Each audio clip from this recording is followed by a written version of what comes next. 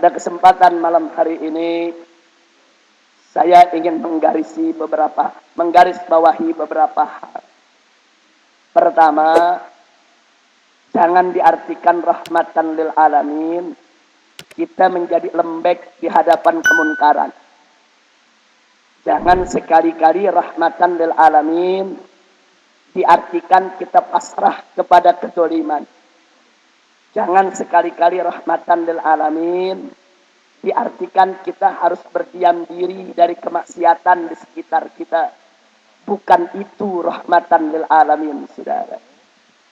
Maka itu saya tertarik.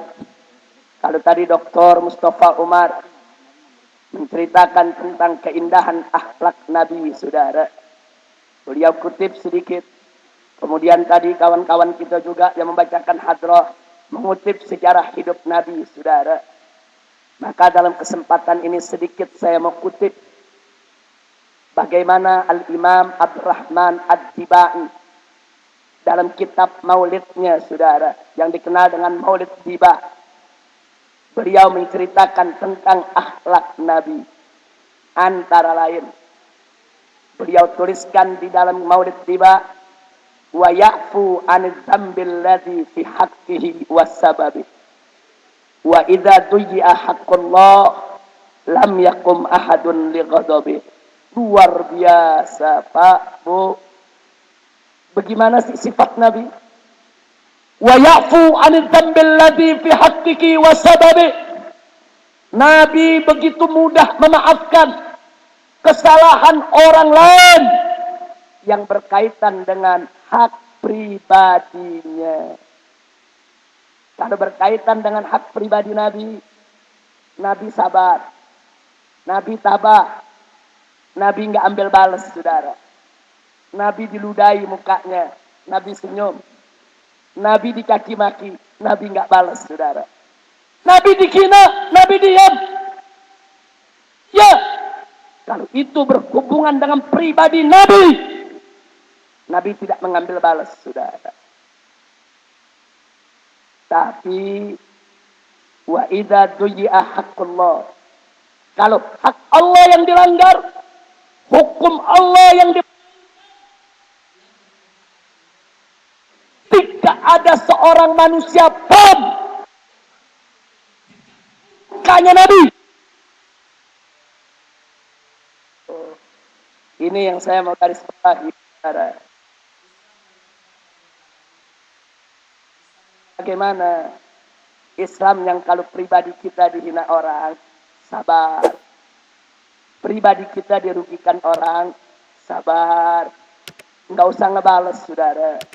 Tapi kalau Islam yang dihina, hukum Allah yang dilecehkan, wajib kita murka, saudara. Enggak boleh kita diam.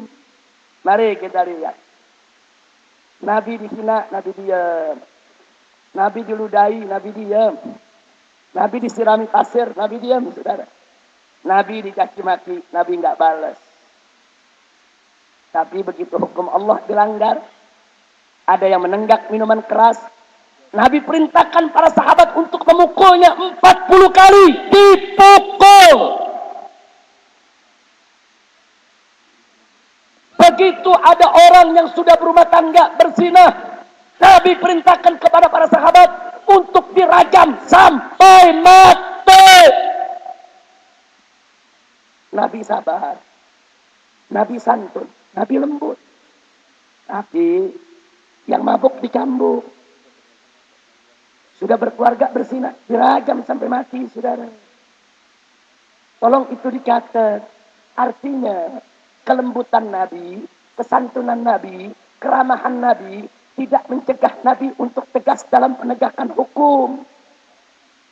Ada seorang perempuan dari Bani Makhzum, anak suku Quraisy, saudara, mencuri.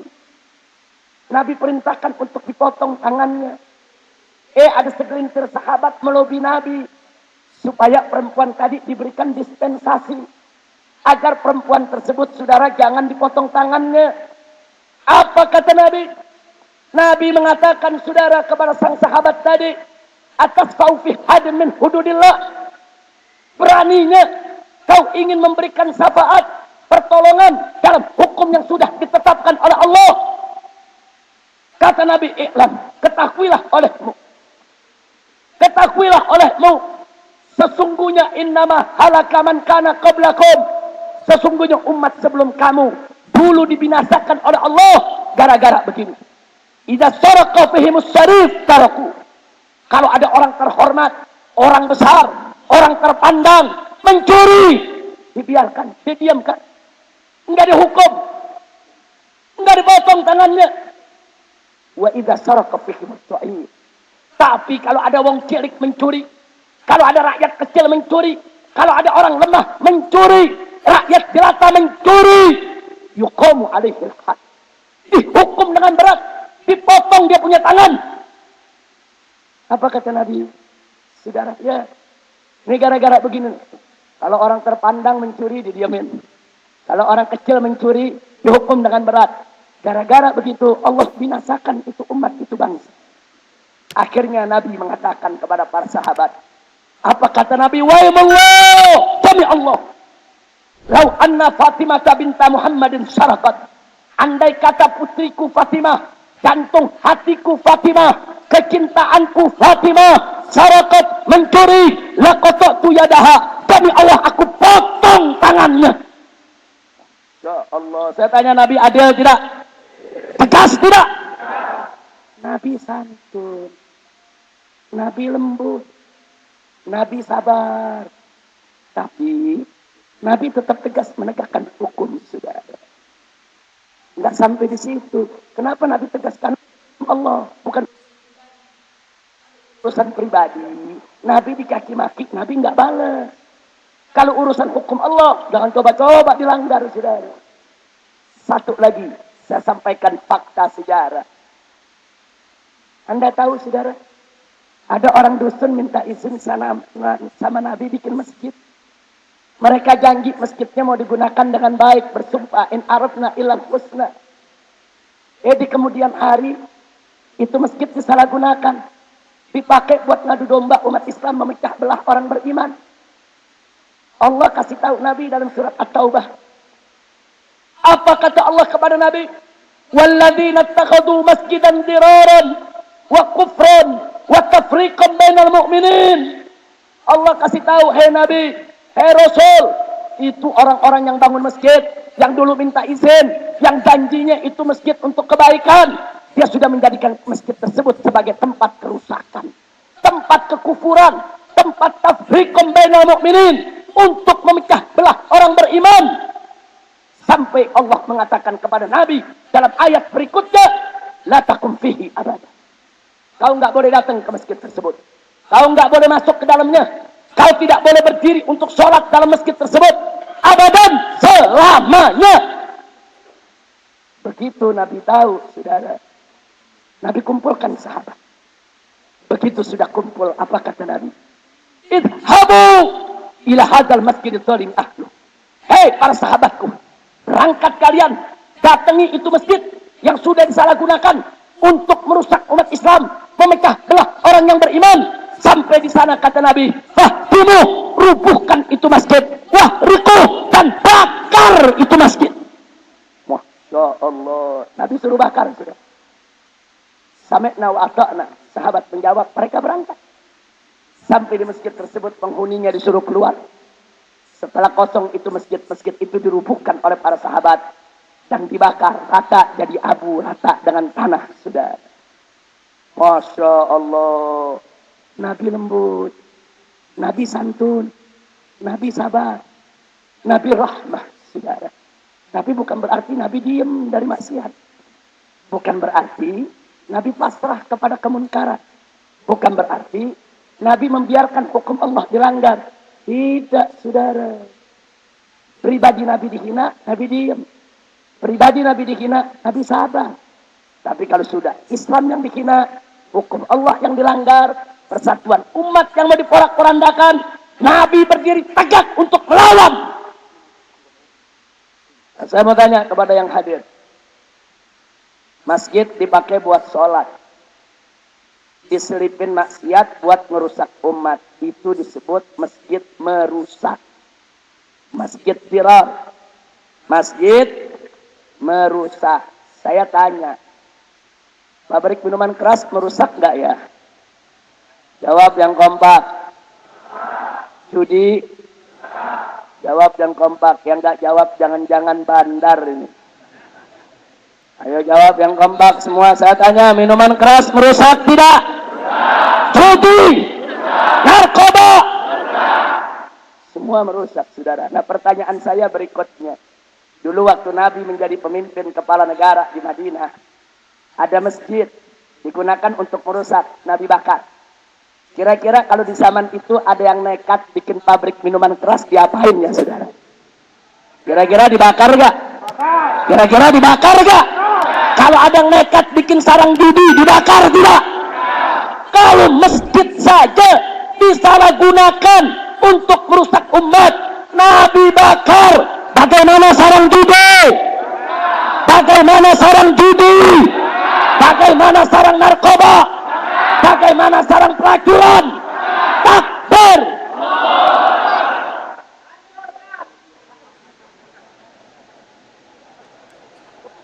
Orang Riau lebih galak dari FPI. FPI nggak menghancurin begitu. Belum apa-apa udah teriak hancur kah? Belum jamnya dulu. Lanjut. Lanjut. Saya mau tanya ibu-ibu. Bu. Di zaman Nabi ada masjid. Dipakai buat sholat, diselipin maksiat, ngerusak umat. Diapain bu? Dibakar.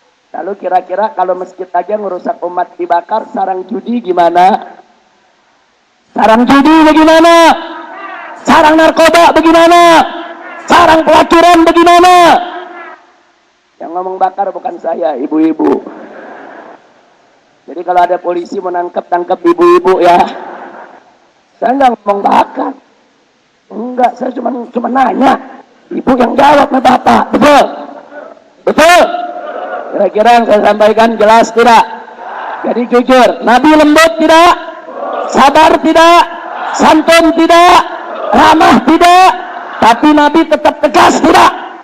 Adil tidak? Arif tidak? Bijak tidak? Berani tidak? Sallu ala Nabi. Allahumma salli wa sallim wa barik alaihi wa ala alihi wa ashabihi. Jadi Nabi memberikan contoh kepada kita, lembut ada tempatnya, tegas ada saatnya, keras ada waktunya, saudara. Kalau dakwah, medan juang Islam itu ada 3. Pertama dakwah. Dakwah itu ngajak. Yang namanya ngajak, mesti lembut, mesti santun, arif bijak, supaya simpatik dan menarik. Makanya kalau ngajak jangan maksa. Kalau ngajak nggak boleh kasar. Makanya Allah ingetin Nabi dalam Al-Quran. Walau kunta faddan ghalidhal qalbi lan faddu min haulik. Kalau engkau kasar ya Muhammad, bengis hati dalam dakwah, bubar itu masyarakat. Nggak mau dengar dakwahmu. Jadi dakwah ngajak. Yang namanya ngajak mesti lembut, mesti santun, ngajak. Kira-kira jelas tidak? Medan juang Islam yang kedua, hisbah. Hisbah itu amar ma'ruf nahi munkar. Amar ma'ruf itu dari kata amaro ya'muru amron. Amr itu perintah, nyuruh. Nyuruh. Yang namanya nyuruh mesti tegas, saudara. Oh, ada tentara jenderal nyiapin pasukan di tengah lapangan. Siap gerak. Tegas gak? Tegas gak? Kenapa tegas? Nyuruh. Nah kalau ada jenderal di lapangan, siap gerak. Kira-kira itu pasukan bubar tidak? Itu prajurit bilang jenderal bencong. Jadi kalau nyuruh mesti tegas. Tegas nyuruh. Itu namanya amar ma'ruf. Saya kasih contoh. Ada ustadz ceramah begini. Saudara-saudaraku tercinta. Allah subhanahu wa ta'ala maha pengasih, maha penyayang. Kalau kita mau mendapatkan ridho dan kasih sayang Allah, ayo mari kita tegakkan sholat. Mari kita tegakkan sholat dengan ikhlas, mencari cinta dan rahmat Allah. Kita akan masuk surganya Allah. Lembut tidak, santun tidak, itu namanya dakwah. Nah, sekarang ada ustadz satu lagi. Saudara-saudara, sholat itu adalah kewajiban agama. Wajib kalian menegakkan sholat. Harus kalian tegakkan sholat. Jangan sampai kalian tinggalkan itu sholat. Tegas gak? Apa namanya? Amar ma'ruf. Jadi jangan dicampur aduk, saudara. Kalau dakwah, ngajak. Bapak ngajak anaknya masih kecil. Nak, sholat yuk. Nak, mau disayang gak sama Allah?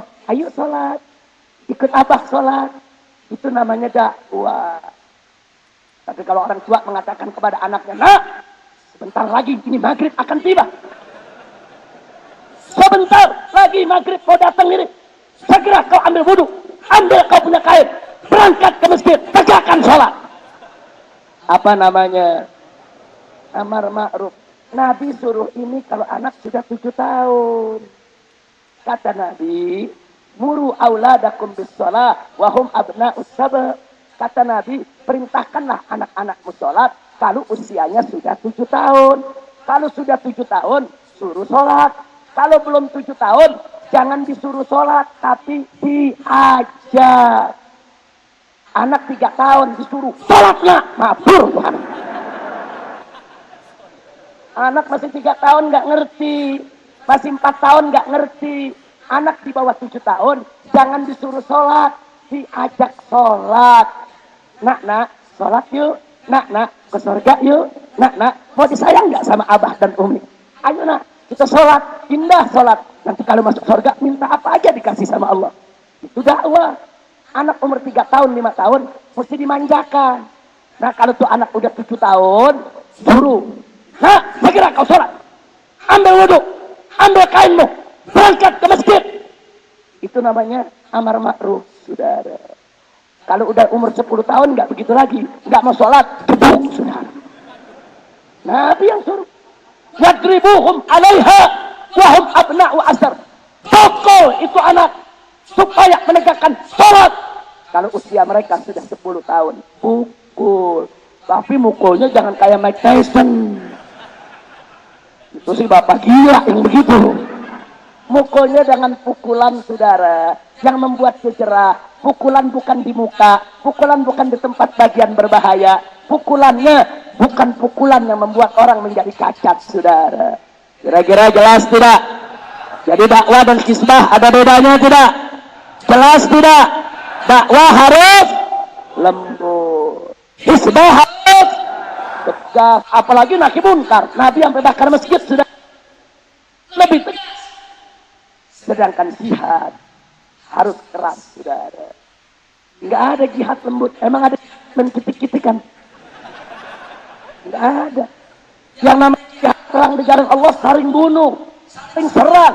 Ada darah tertumpah, ada badan terluka, ada nyawa, ada harta benda yang musnah.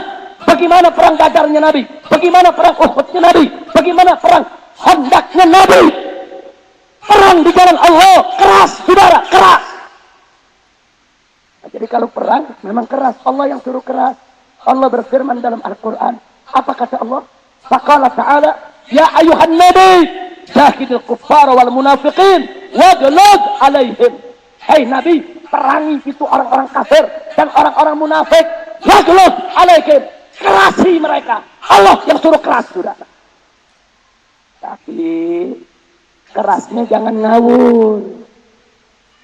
Ini jihad ngawur, pakai bom di badan, masuk ke masjid diledakin, yang mati imam.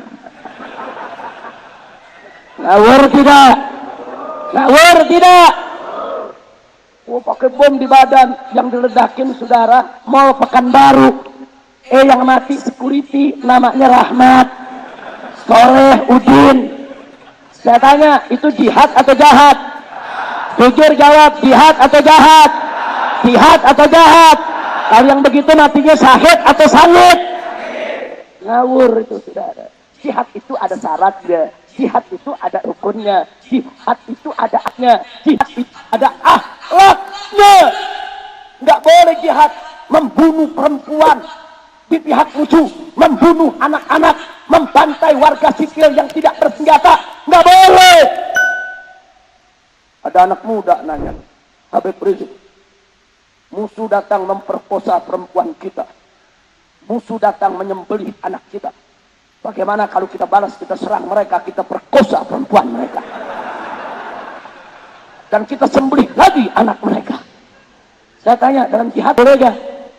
Boleh tidak? Ya boleh. Oh, kau bilang tapi Habib, mereka memperkosa perempuan kita. Mereka menyembelih anak kita. Ya, biarkan orang-orang kafir yang jadi binatang. Enggak boleh pejuang muslim yang jadi binatang. Umat Islam tetap tidak boleh membunuh perempuan sembarangan, memperkosa mereka, menyembelih anak-anak mereka. Haram. Anak muda jawab, wah kalau begitu berat dong Habib. Musuh boleh perkosa perempuan kita, sembelih anak kita, kita nggak boleh. Jadi berat. Saya jawab, yang bilang jihad itu berat, saudara. Jihad itu bukan perkara mudah. Jihad itu bukan enteng. Makanya orang yang mati sakit jihad di jalan Allah, ganjarannya saudara masuk surga. 72 bidadari mengantarnya. Subhanallah. Ada orang Riau pernah lihat bidadari? Ada yang pernah lihat? Sama. Enggak sampai di situ. Yang paling indah, saudara, orang yang mati sakit di hati jalan Allah, dia berdiri di pintu surga, diberikan hak oleh Allah untuk memberikan syafaat kepada 70 anggota keluarganya. Subhanallah. Dia diri di pintu surga. Ya Allah, itu ayahku ya Allah. Itu ibuku, itu pamanku, itu istri dan anak-anakku. Aku minta agar mereka masuk surga bersamaku. Subhanallah. Ganjarannya besar. Kenapa? Karena jihadnya berat sudah. Nah, tapi jihad tidak boleh ngawur. Kira-kira jelas tidak? Paham tidak? Alhamdulillah. Nah baiklah saudara.